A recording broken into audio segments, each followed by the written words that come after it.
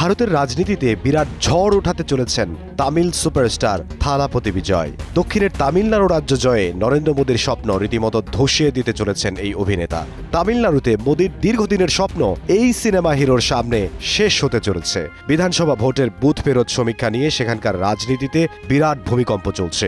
এর কেন্দ্রে আছেন মেগাস্টার থালাপতি বিজয়, যার আসল নাম জোসেফ বিজয় চন্দ্রশেখর। তামিলনাড়ুর প্রধান দুই দলকে হারিয়ে মোদীর বিজেপির ক্ষমতায় আসার পথে কাঁটা হয়ে উঠেছেন তিনি।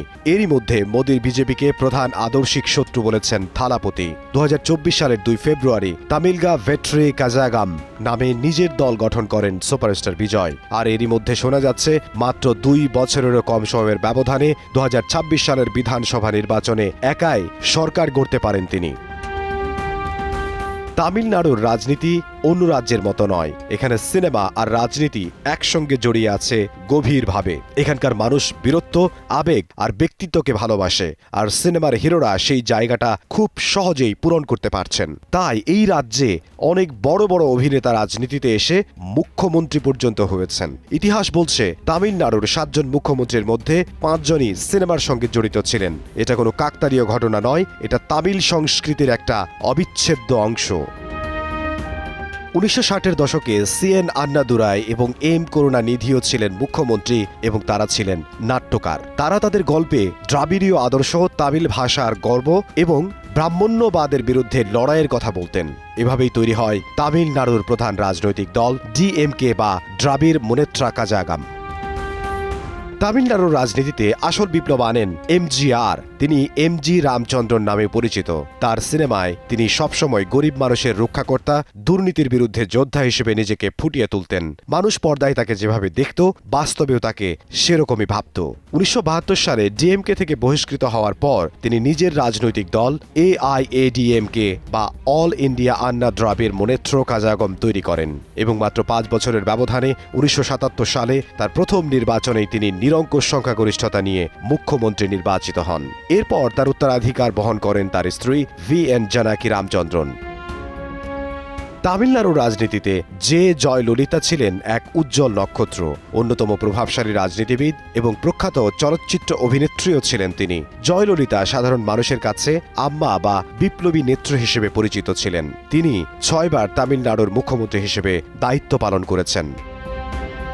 তামিলনাড়ুতে সিনেমার জনপ্রিয়তা সরাসরি রাজনৈতিক শক্তিতে রূপান্তরিত হতে পারে এবং এখন সেই ঐতিহ্য বহন করতে এসেছেন থালাপতি বিজয়। থালাপতি গত 30 বছর ধরে তামিল সিনেমার এক জনপ্রিয় মেগাস্টার। তার ছবিতে সবসময় দেখানো হতো একজন সাধারণ যুবক যে অন্যায়ের বিরুদ্ধে লড়াই করে, দুর্নীতিগ্রস্ত নেতাদের চ্যালেঞ্জ করে, গরিব মানুষের পক্ষে দাঁড়ায়। গত 15 বছর ধরে বিজয়ের ফ্যান ক্লাব বিজয় মক্কাল আইয়াক্কাম বা VMI সামাজিক কাজকর্মে জড়িত ছিল। বন্যার সময় ত্রাণ বিতরণ, গরিব ছাত্রছাত্রীদের বৃত্তি, রক্তদান শিবির, এসব কাজের মাধ্যমে তারা মানুষের সঙ্গে সংযোগ তৈরি করেছে। 2021 সালের স্থানীয় সরকার নির্বাচনে বিজয়ের সমর্থিত প্রার্থীরা নির্দলীয়ভাবে দাঁড়িয়ে 115টি আসন জিতেছিলেন। এটা ছিল তার রাজনৈতিক সম্ভাবনার প্রথম ইঙ্গিত।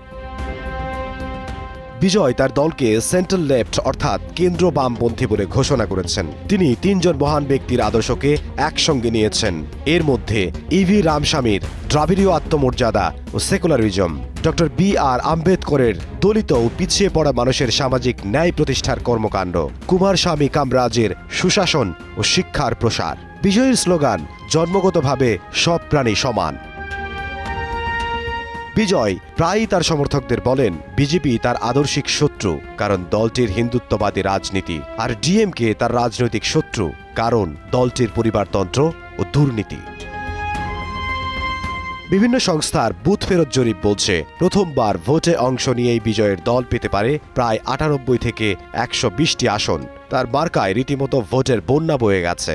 এই পূর্বাভাস বাস্তব হলে তামিলনাড়ুর রাজনীতিতে বড় পরিবর্তন আসতে পারে বলে মনে করছেন বিশ্লেষকরা। তবে সব জরিপ একরকম নয়। কিছু সংস্থার মতে DMK জোট 120 থেকে 145টি আসন পেয়ে এগিয়ে থাকতে পারে। অন্যদিকে AIADMK জোট পেতে পারে 60 থেকে 80টি আসন।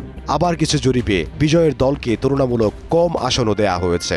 কামাখ্যা অ্যানালিটিক্সের মতে কিছু জরিপ বিজয়কে কিং মেকার হিসেবে দেখছে। তাদের মতে 67 থেকে 81টি আসন পেলেও সরকার গঠনে বড় ভূমিকা রাখতে পারে তার দল। তামিলনাড়ুর ৮০% ভোটার ৩৫ বছরের কম বয়সী। এই তরুণরা পুরনো দ্রাবিড়ীয় রাজনীতিতে বিরক্ত। তারা নতুন মুখ, নতুন আইডিয়া চায়। ডিএমকে এবং এআইএডিএমকে দুই দলের বিরুদ্ধেই দুর্নীতির অভিযোগ আছে। বিজয় নিজেকে একজন পরিচ্ছন্ন নেতা হিসেবে উপস্থাপন করেছেন। জয়ললিতার মৃত্যুর পর এআইএডিএমকে ভেঙে গেছে। অনেক ভোটার যারা এআইএডিএমকে সমর্থন করতেন তারা এখন বিজয়ের দিকে ঝুঁকছেন। বিজয়ের সিনেমাগুলো কেবল শহরে নয়, গ্রামেও জনপ্রিয়। তার সামাজিক কাজ গ্রামীণ এলাকায়ও পৌঁছেছে।